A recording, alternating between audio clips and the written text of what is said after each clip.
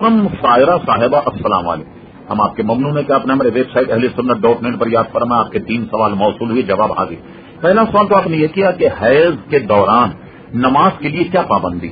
نیز جا نماز تسبیح یا کسی کتاب کو ہاتھ لگا سکتے ہیں تو اس کے متعلق حکم شرع کیا ہے؟ دیکھیے، حائضہ عورت جو ہے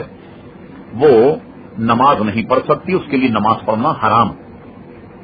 نماز کے لیے کامل طہارت چاہیے، اور ظاہر ہے کہ حائضہ عورت جو ہے وہ کامل طہارت میں نہیں ہوتی، ناپاکی کی صورت میں ہے، اس لیے وہ نماز نہیں پڑھ سکتی، نہ قرآن مجید زبانی پڑھ سکتی ہے، نہ قرآن مجید کو چھو سکتی ہے، اور نہ کسی دینی کتاب کو وہ چھوئے۔ البتہ جا نماز کے چھونے میں حرج نہیں، جیسے کسی کے شوہر نے جا نماز مانگی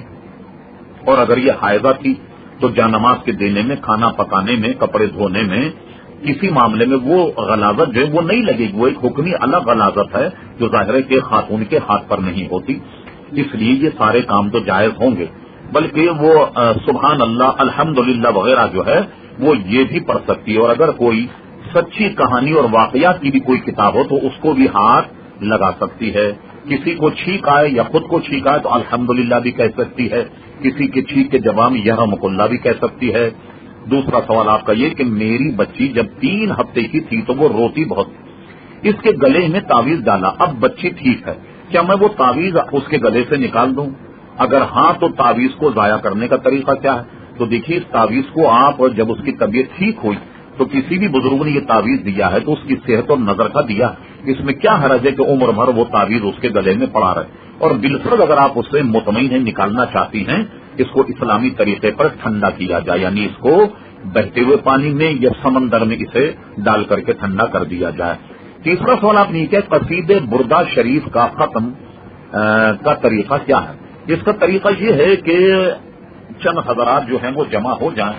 قصید بردہ شریف کی چند کتابیں جو ہیں 10-15 آدمی جمع ہو کر 10-15 حضرات اپنے ہاتھ میں رکھیں، اور ایک ایک آدمی باری باری ایک ایک یا 2-2 یا 3-3 شعر جو ہے وہ پڑھے، اور جب ایک پڑھے تو دوسرا خاموشی سے سنتا رہے، اور جب وہ شعر پڑھے کہ مولا یا صلی وسلم دائمن ابدن علی حبیب کا خیر الخلق کلہم،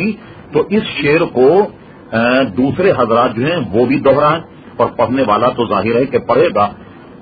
اس شعر کو سننے والے بھی گویا پڑھیں گے، اور اس طریقے سے یہ کہ بعد دیگرے وہ شعر پڑھے جائیں، ایک آدمی پڑھے گا باقی سب سنے گا، تو قصید بردہ شریف کے ختم کا طریقہ یہ ہے۔ اور یاد رہے کہ کپڑے پاک ہوں، باوضو ہوں، کیونکہ حضور علیہ السلام کی تعریف اور توصیف پر مشتمل یہ قصیدہ ہے، تو اس کی نظافت کا تقاضا یہ ہے کہ نہایت عمدہ لباس، خوشبو اور باوضو ہونا سارے پڑھنے والوں کا ضروری ہے۔